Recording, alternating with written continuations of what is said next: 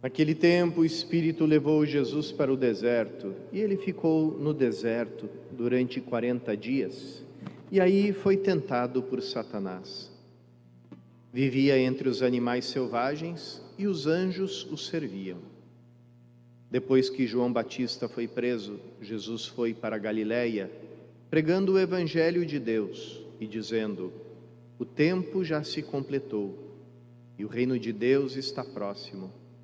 Convertei-vos e crede no Evangelho. Palavra da salvação.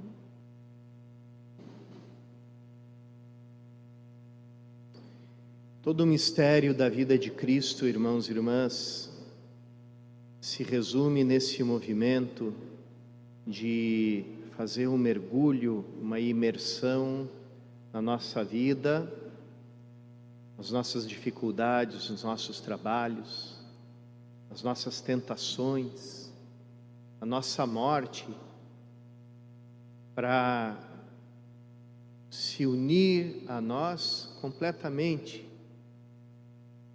indo até a esse lugar mais escuro da existência, a mansão dos mortos, a qual São Pedro cita na carta que a gente escutou na segunda leitura.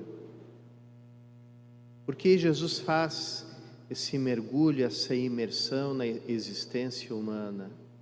Justamente para entrar nessa profunda comunhão conosco, para que, através dessa comunhão profunda, Ele possa compartilhar conosco a sua vida, a sua vitória, o seu reino. Então, Ele quer ser em tudo igual a nós. Sempre que a gente encontra essa expressão, Jesus em tudo igual a nós, a gente sempre coloca uma espécie de ressalva, menos no pecado. Mas esse menos, na verdade, não é um menos, porque justamente o pecado é a falta de união, é a falta de comunhão, é a ruptura.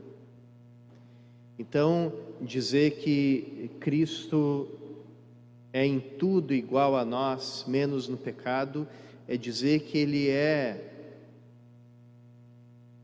igual a nós em absolutamente tudo e não se diferencia, não rompe conosco em nada. E Ele que não pecou, que é o justo, assume o nosso pecado não nos atos dele, porque não pecou, mas nas suas consequências. Por isso, São Pedro diz nessa carta que a gente escutou: Cristo morreu por causa dos pecados, o justo pelos injustos. São Marcos, na narração desse Evangelho das Tentações, ao invés de dizer, como os outros evangelistas, que o Espírito Santo conduziu Jesus ao deserto, ele usa um outro verbo muito forte para falar dessa ação do Espírito Santo que leva Jesus ao deserto. É um verbo que quer dizer empurrar, expulsar. É o mesmo verbo usado quando Jesus expulsa os demônios, ekbalen, mandar para longe, empurrar para fora. Por que São Marcos usa esse termo? Ele coloca aqui Jesus naquela posição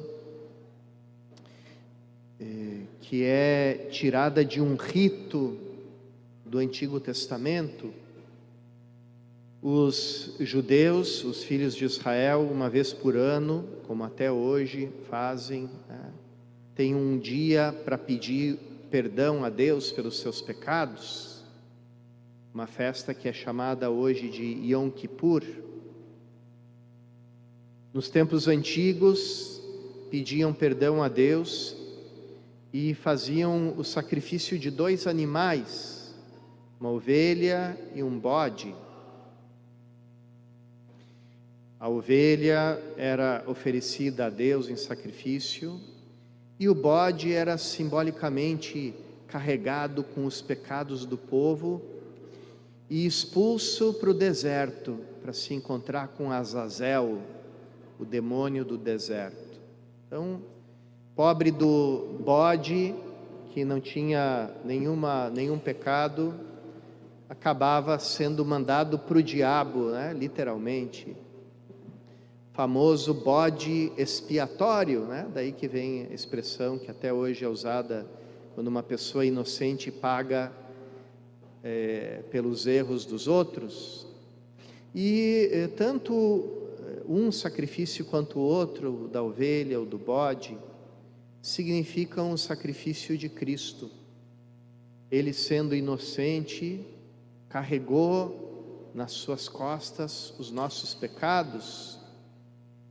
Como já tinha predito o profeta Isaías, nós pensávamos que ele era um malfeitor. Ele foi condenado junto com os malfeitores, foi contado entre os bandidos, mas na verdade ele carregava em si os nossos pecados, e pelas suas feridas nós fomos curados. Então, esse mistério da ida de Jesus para o deserto, esse deserto que nos lembra o caminho do povo de Israel durante 40 anos, aqui Jesus cumpre a sua missão, indo até esse deserto da existência humana, a esse grande silêncio de Deus, que o ser humano procura preencher na sua alma com o barulho, com a distração, com a busca de finalidades, de metas sem importância, e assim vai transcorrendo a sua vida na falta de consciência, no entorpecimento, na alienação, até chegar ao final da sua vida com as mãos vazias. Então, Jesus entra nesse deserto para se encontrar com Deus, assume o deserto. É um lugar de silêncio, mas também é o lugar da liberdade, de refazer a liberdade. Por que que Deus fez o povo de Israel vagar 40 anos pelo deserto, se ele poderia ter feito um caminho em linha reta e chegado em pouco tempo na terra prometida? Não era muito longe. Porque bastou uma noite para o povo de Israel ficar livre dos egípcios, a grande passagem do Mar Vermelho, mas precisaram 40 anos, ou seja, o intervalo, como era conhecido na antiguidade, de uma inteira geração. 40 anos é o tempo que um homem leva para ser avô, tá? Então é o intervalo de uma inteira geração. Precisa de uma inteira geração para que aquele homem que ficou livre durante uma noite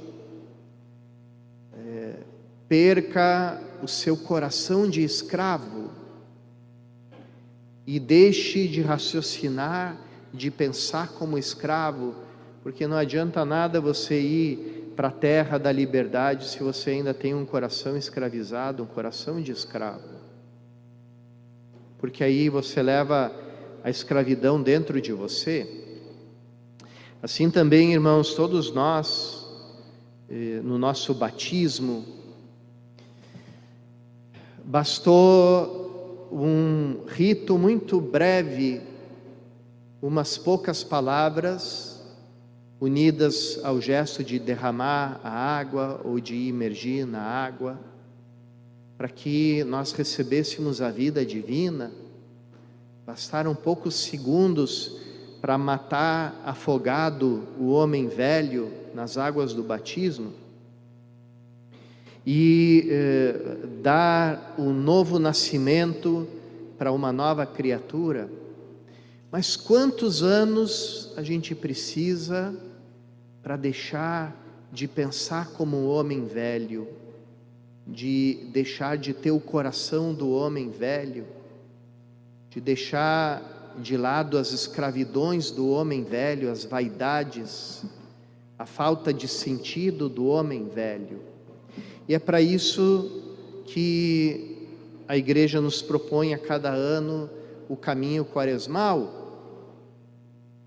A quaresma na igreja antiga era a época em que os catecúmenos se preparavam mais intensamente para o batismo que eles iam receber na noite do Sábado Santo.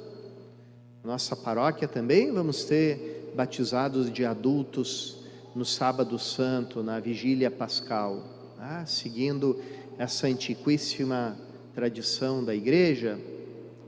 E por isso todos nós somos convidados a fazer esse caminho de preparação. O tempo da quaresma é o tempo de renunciar ao homem velho e às suas escravidões.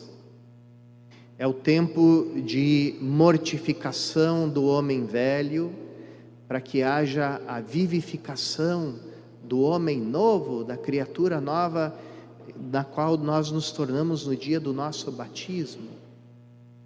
É o dia de reavivar essa consciência, esse coração, essa fé, e acolher a graça da vida nova de Cristo em nós, que não é apenas uma mudança de comportamento, mas sim uma mudança do nosso ser, porque em nós começa a habitar a vida divina.